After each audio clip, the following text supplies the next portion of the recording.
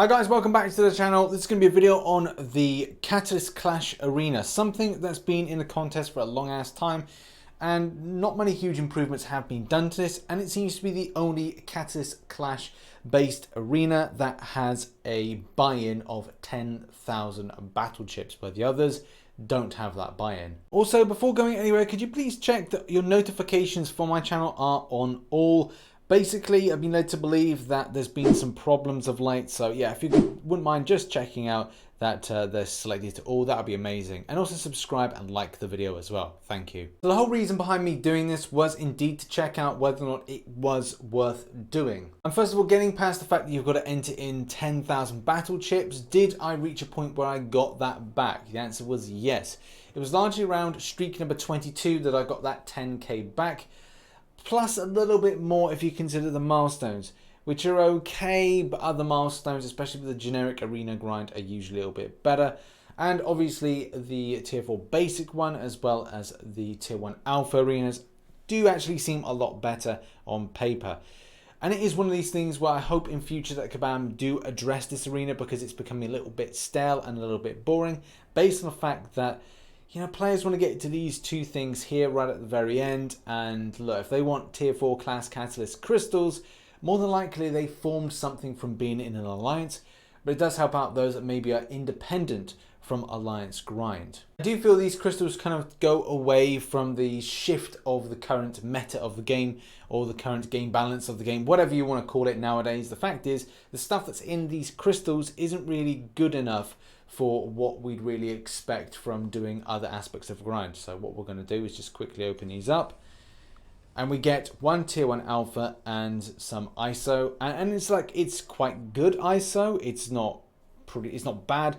Do bear in mind, you get a hell of a lot more from getting a 4-star. So maybe all that 2.5 million grind of points that I put in maybe would have been best for shifting into other stuff, especially considering the fact that the tier 1 alpha, I could get one of these from doing the tier 1 alpha arena.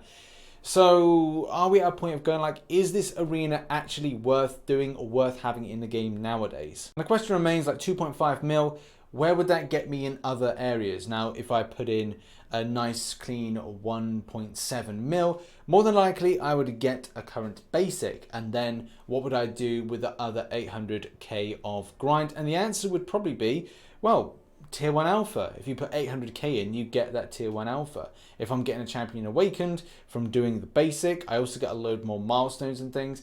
So the value isn't really there from doing that tier 4 class catalyst, the Catalyst Clash Arena, which is a real shame, because back in the day it used to be that kind of the premium thing. Top players and people that would be in top alliances, extensive grinders, would probably go for this in order to get those lovely rank rewards.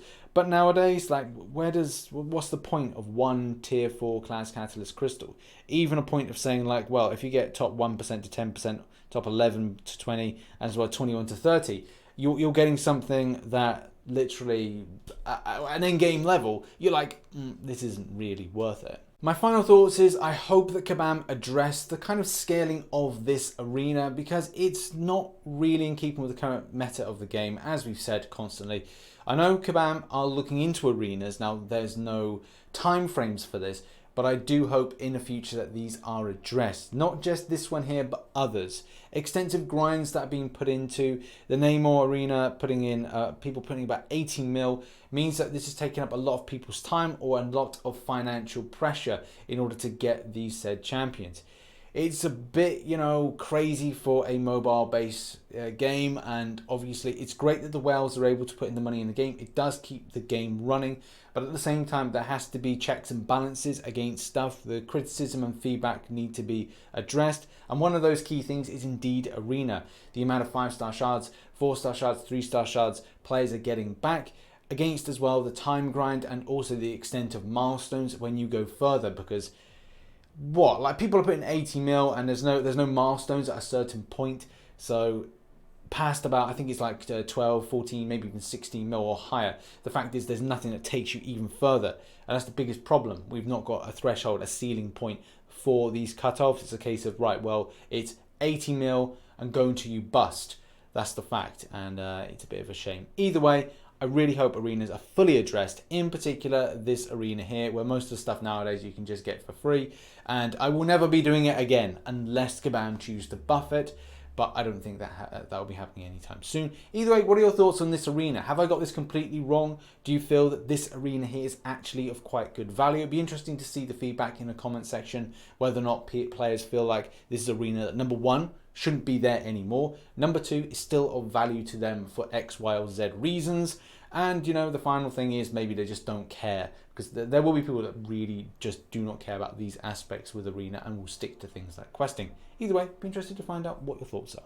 So there we go, that has been the video. If you did enjoy it, please hit the like button, subscribe for more Marvel Contest of Champions based content. Keep up to date with stuff in the community by watching the MCOC News playlist. Down below are my other channels to subscribe to, including this one, and also some recent content which notifications didn't send out. Thanks YouTube, you love your creators. But in any case, thank you very much for watching. Please hit the like button, subscribe for more, and I shall catch you in the next one. Bye bye for now.